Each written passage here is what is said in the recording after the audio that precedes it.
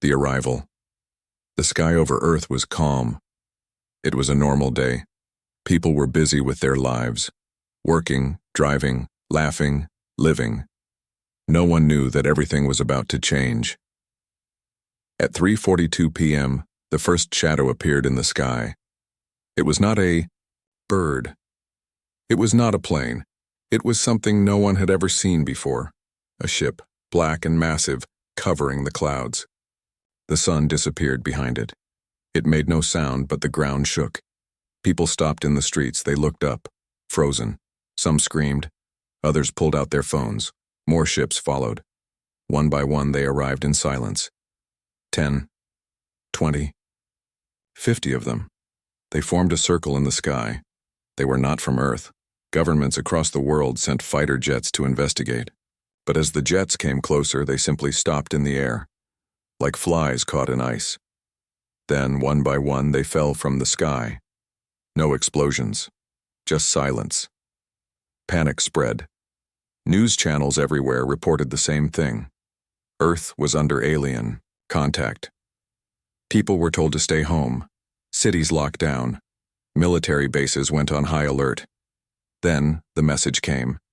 Every screen on Earth turned black. TVs, phones, even digital signs on buildings. A strange voice echoed, deep and cold. It spoke, in every language at once. We are the Cinder. Your planet is under evaluation. Surrender in 7 days. Resist and be erased. The message ended. Silence returned. Fear spread like fire. In the White House, the president held an emergency meeting. In Beijing, generals discussed war. In Moscow, scientists studied the alien ships. Everyone wanted answers, but no one had any.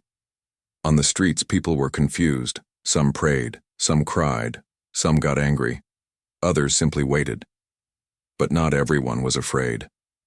In a small, military base in Nevada, Captain Elena Ward watched the skies. She had seen war. She had lost people. She was not going to run. This isn't a test, she said. They want us to break. We won't.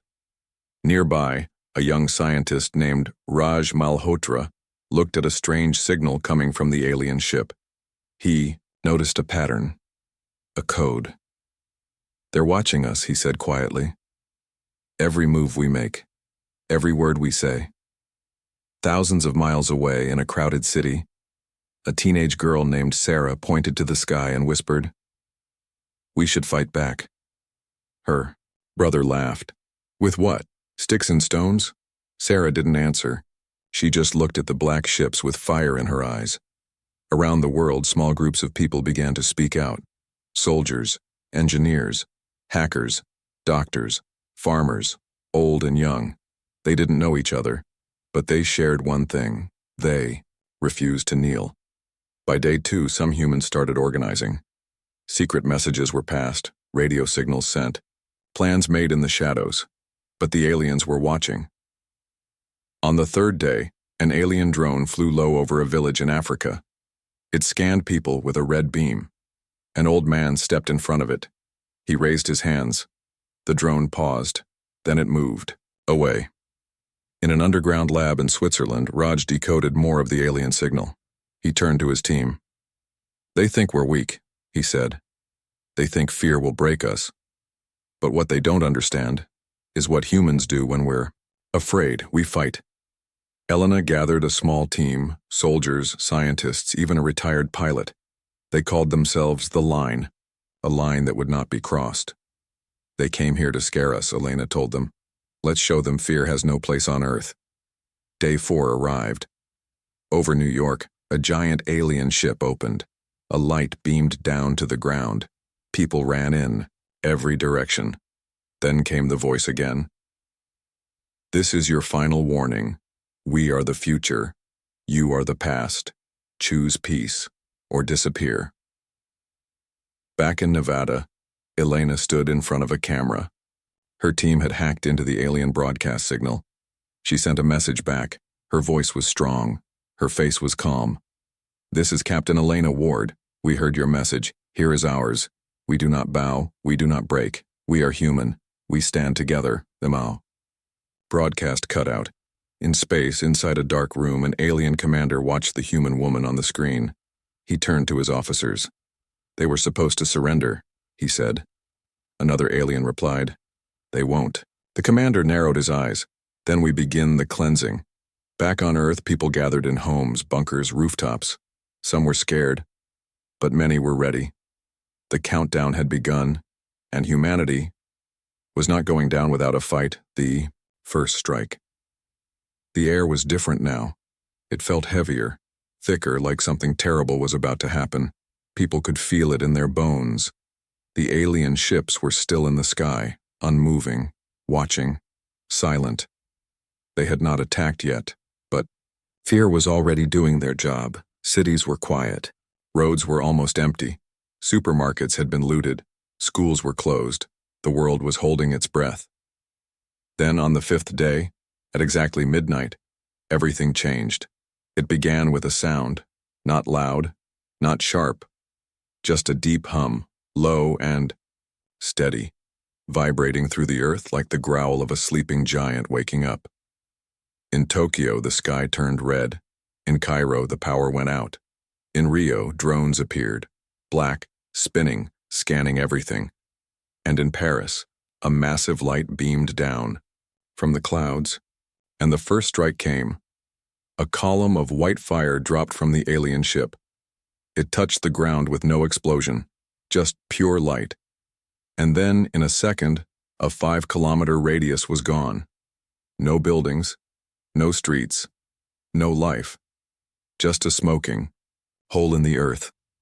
The world screamed. The aliens had delivered their message. This was their power. This was their warning. And yet, despite the fear, something unexpected happened.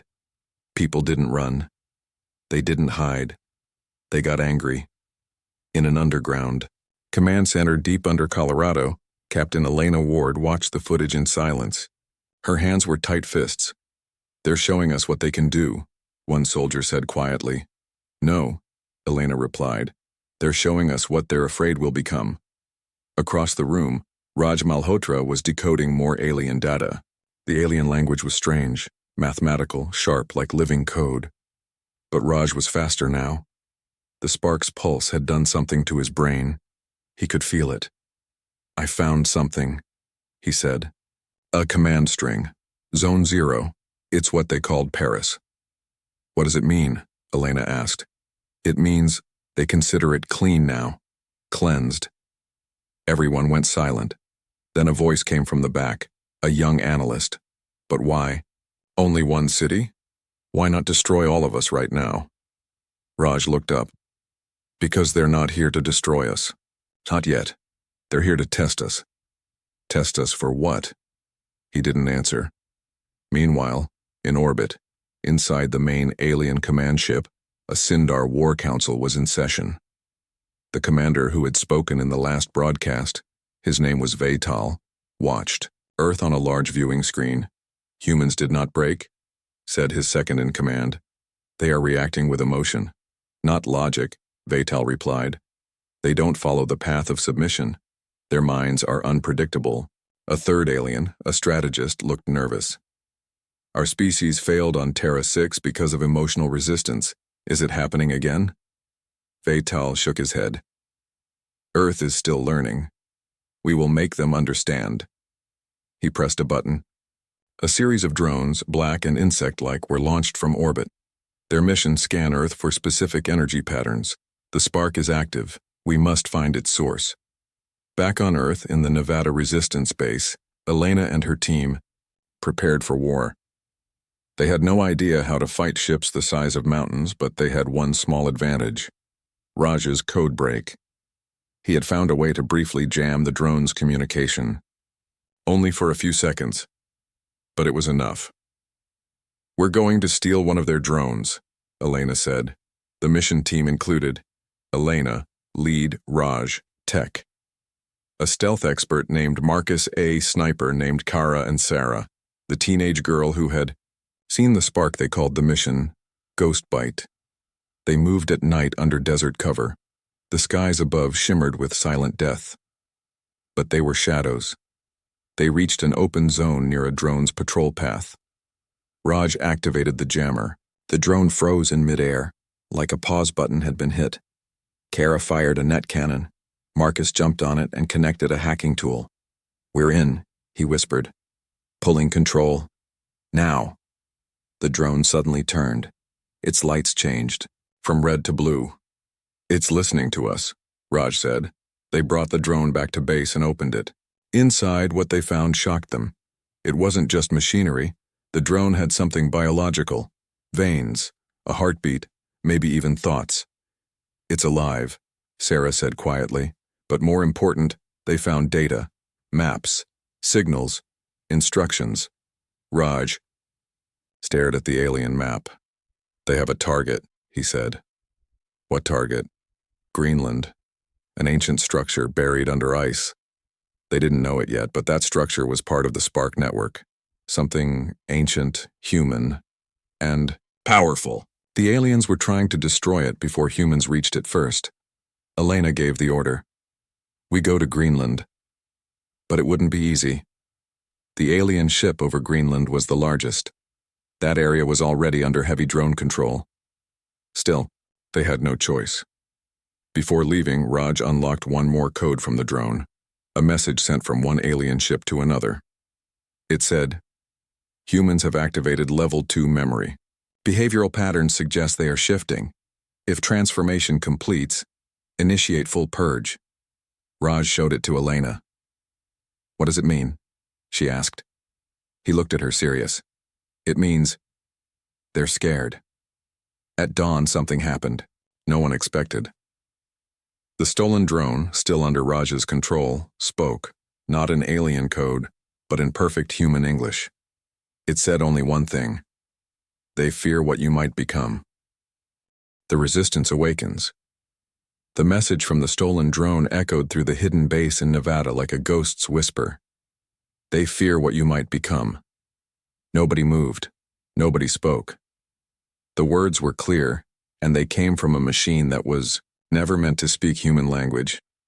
Captain Elena Ward stepped forward, eyes locked on the drone. Its lights glowed soft blue now, like it had changed sides. "Raj," she said calmly. "What just happened?" Raj looked pale. He was still holding the tablet, the code still running across the screen. "This drone isn't just technology, it's a bridge between their network and something deeper. I didn't teach it English. It taught itself." "You're saying it's learning?" Elena asked. "Yes," Raj said. "It's adapting, and it wants us to know they're scared." Sarah, the teenage girl with Spark influence in her blood, stepped beside the drone. For a moment, its lights flickered faster. "It responds to her," Marcus whispered. "It's like it knows her," Raj added. "Or maybe," Elena said, "she's becoming what they're afraid of." Elsewhere, the fire was spreading. In London, a group of rogue engineers hijacked an alien surveillance beacon and used it to jam Cinder communications for 5 minutes. It was the first human cyber victory. In Kenya, a village elder led a group of farmers to take down a Sindar drone using mirrors, smoke, and fire. They recorded the entire battle with a phone, and the video went viral. Billions watched humans fight back, with no army, no weapons, just courage. In Mumbai, children painted a wall that read, "We are not ants. We are fire." The message was seen by a Cinder scout drone. It paused, and then, for the first time, flew away without scanning. Something was changing. Humanity was not breaking. It was rising. Greenland, a helicopter, black and silent, flew through thick clouds.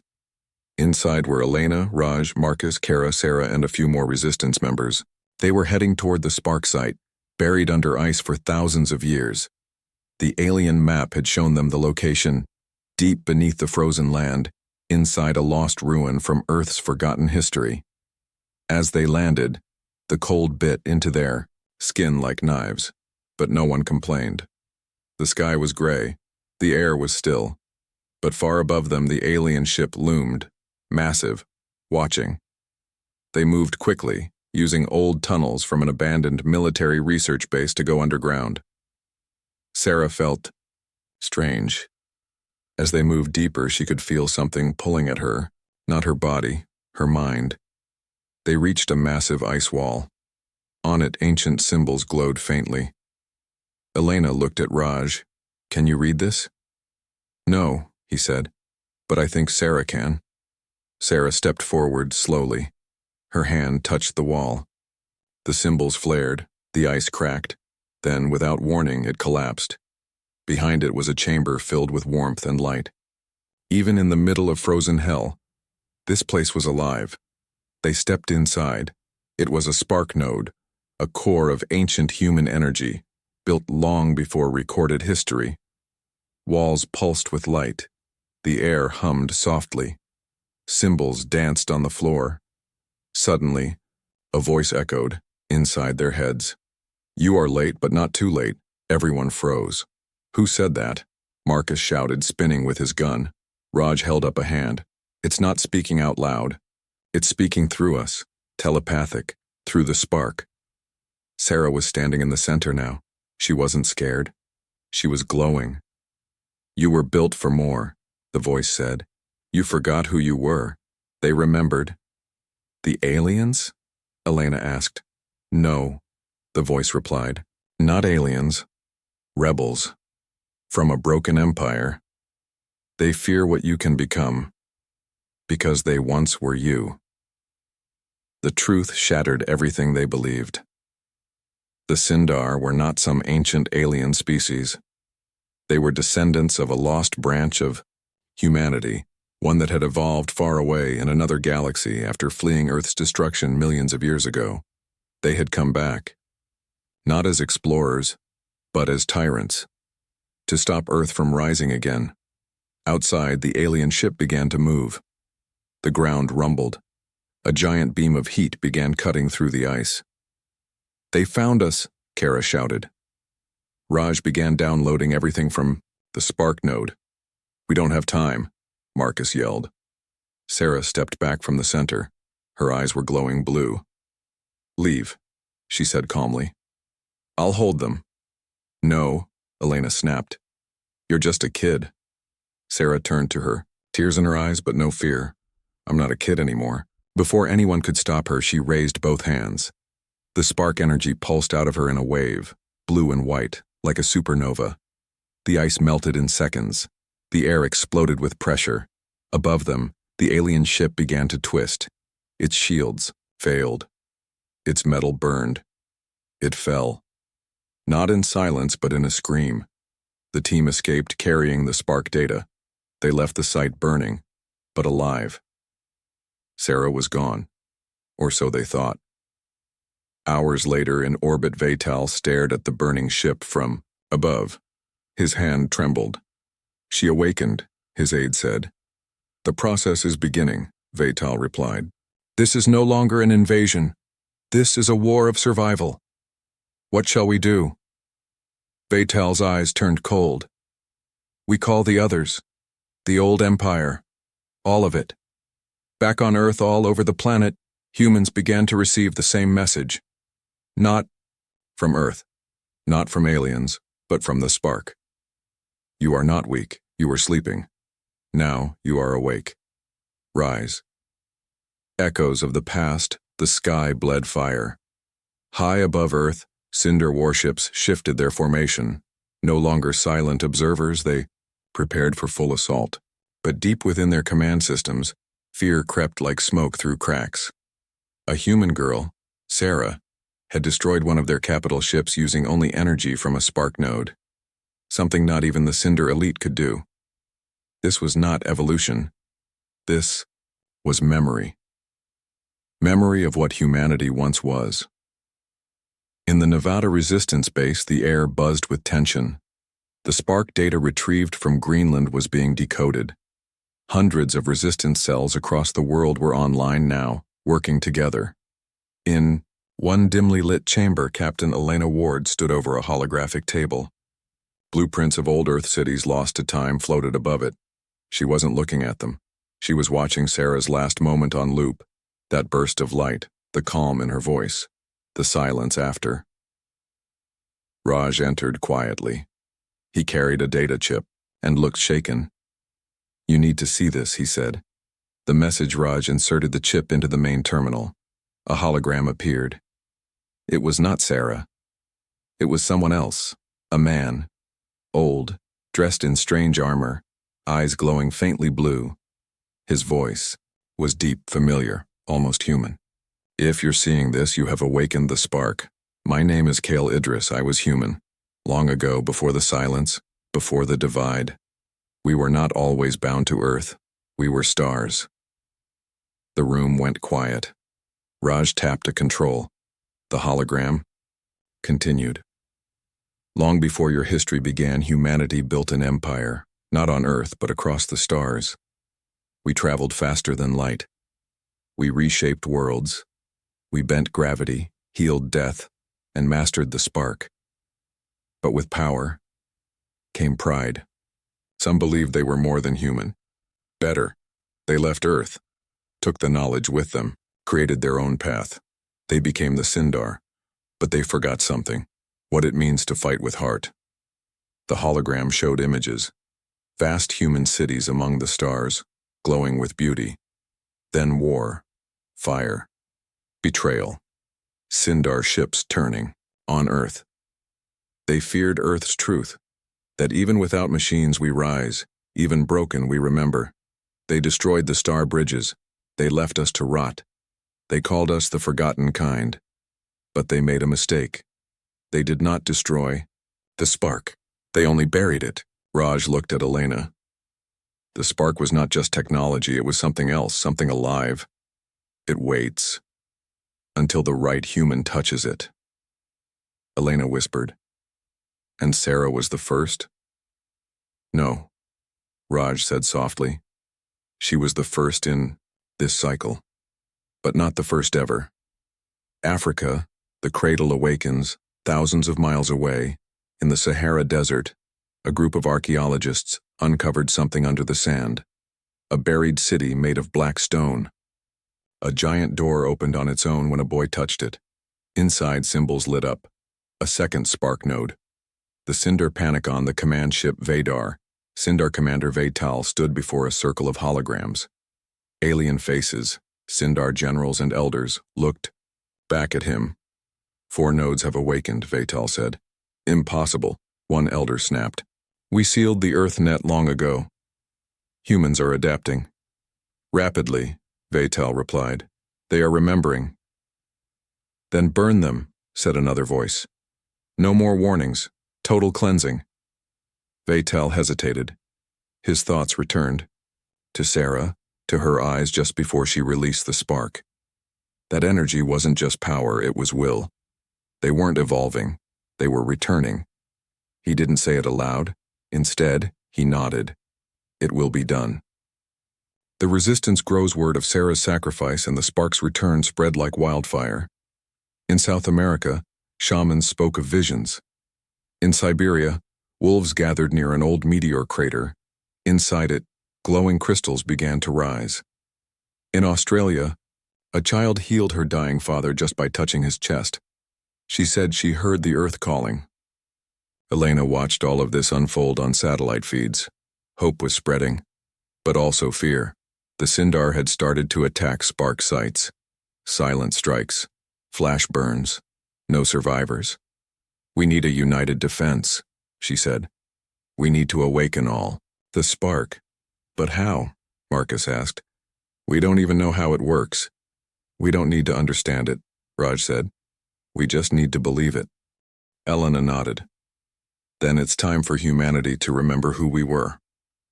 Sarah's fate, unknown to the team, far above Earth, inside a Sindar biochamber. Sarah opened her eyes. She wasn't dead. Not anymore. Strange vines wrapped around her. Machines monitored her heart. Her skin glowed faintly blue.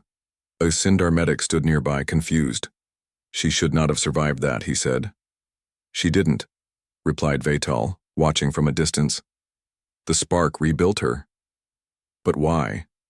Veital looked out, the window at Earth. Because she is not human anymore.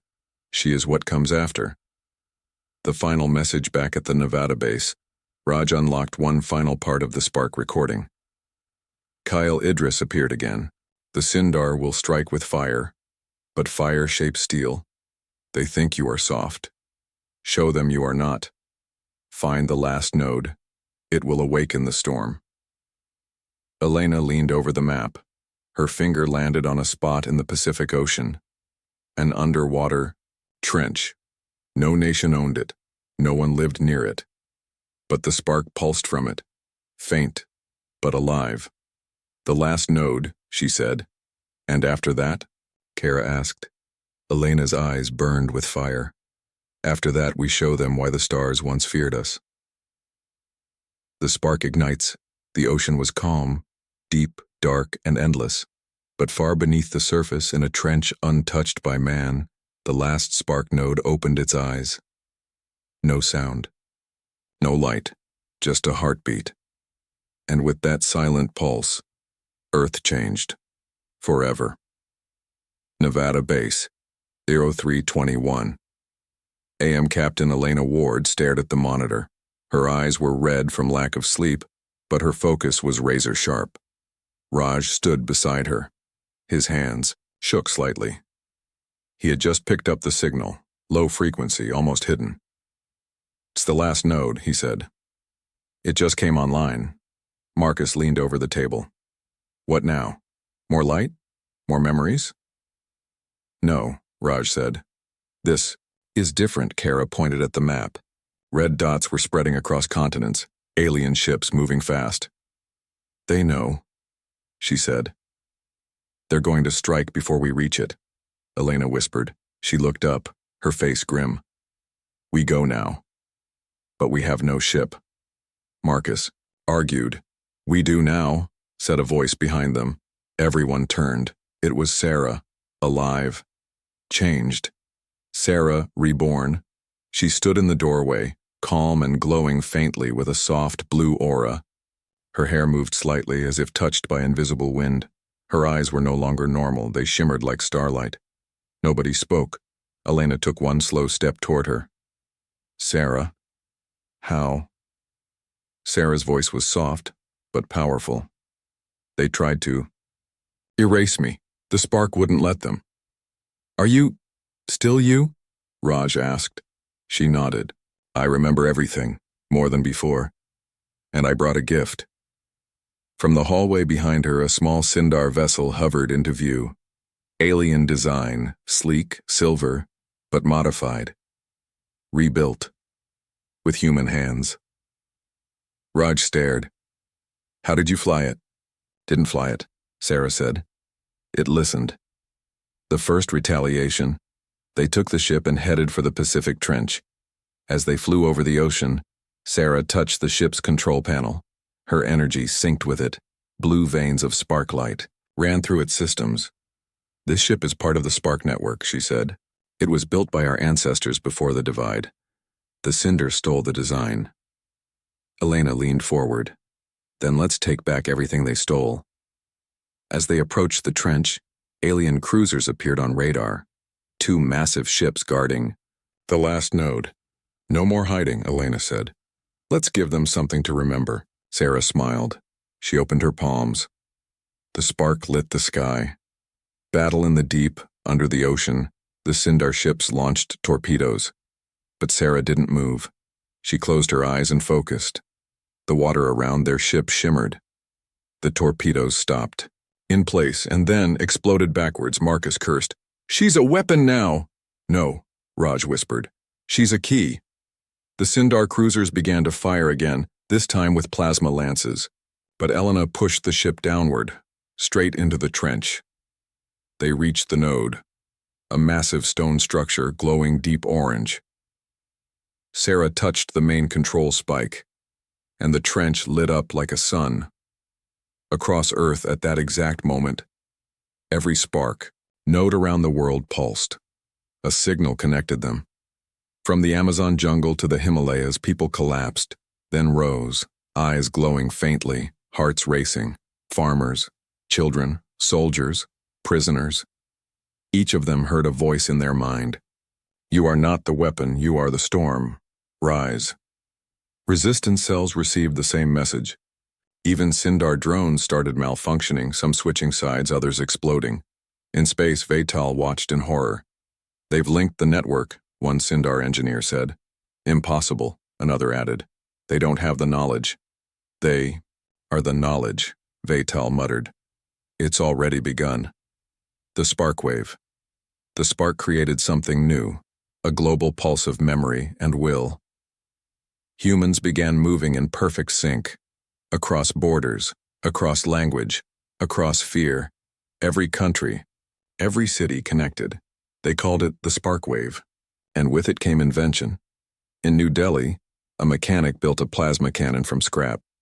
In Cairo, students created shields that could block drone scans.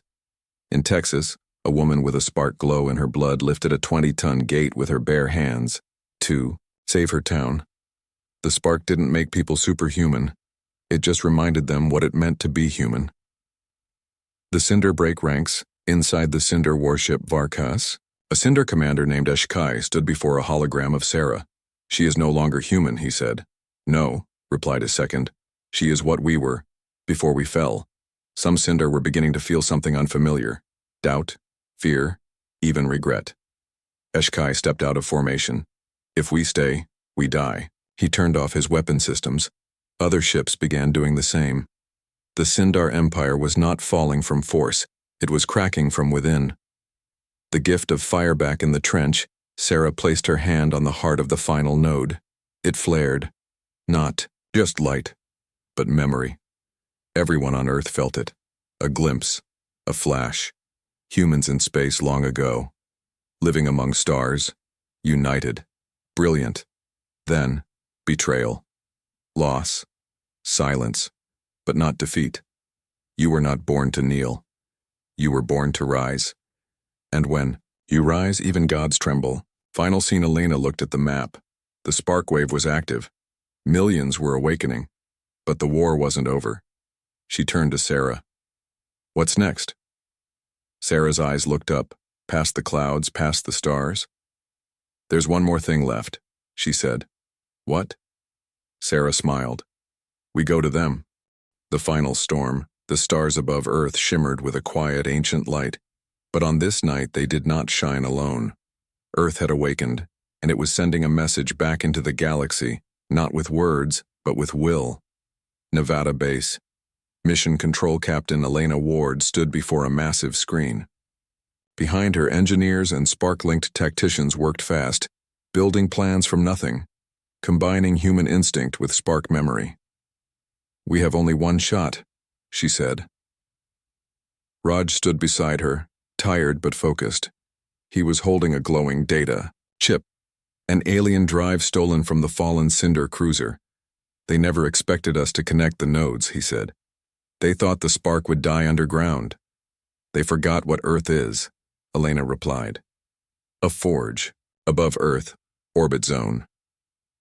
The first human Sindar hybrid warship, named Phoenix 1, was ready. Its hull was alien metal. Its engine was part spark node, part human-built reactor. And its crew, a mix of resistance fighters, spark-touched humans, and one Sindar defector. Commander HFY stood at the bridge, his tall figure cloaked in silver armor. His glowing eyes met Elena's across the command deck. Your people are chaotic, he said. Elena smirked. You're just scared. We'll win. I am scared, he said, because I now remember what you were.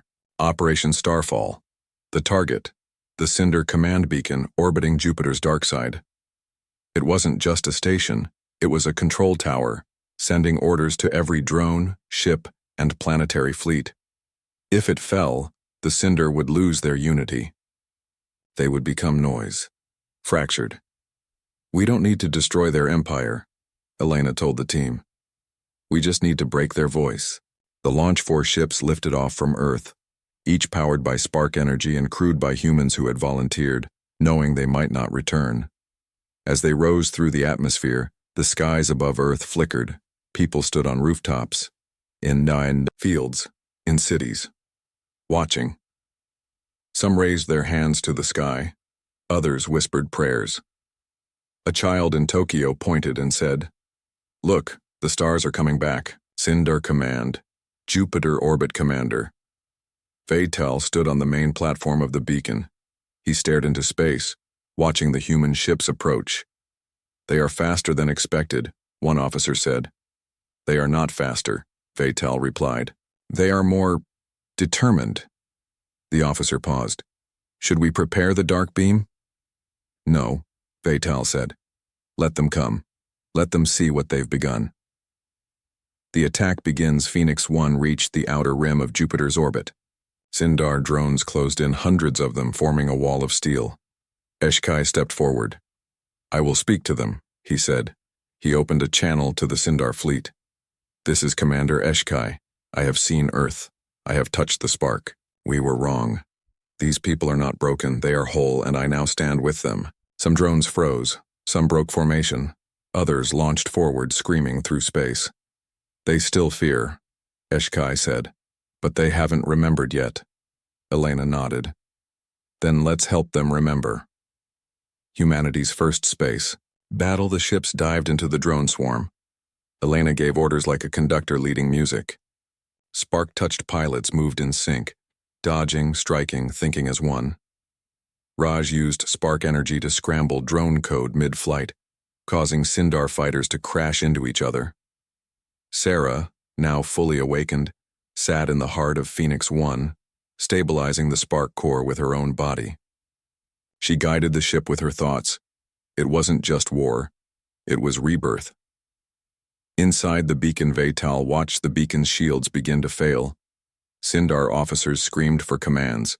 He stood still, silent, remembering his past. He had once touched the spark, long ago, before the divide. He had sealed it away, feared it. He closed his eyes now, and for the first time in centuries, listened, and what he heard terrified him. Final push. Elena's team boarded the beacon.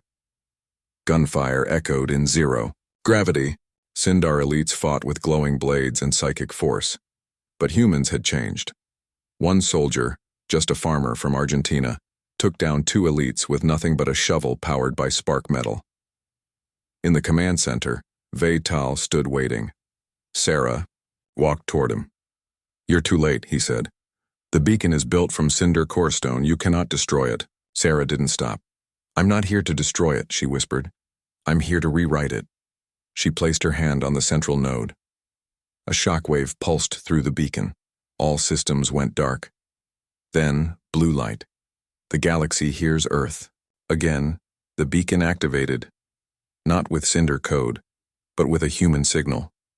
A message, broadcast in all directions, across the stars.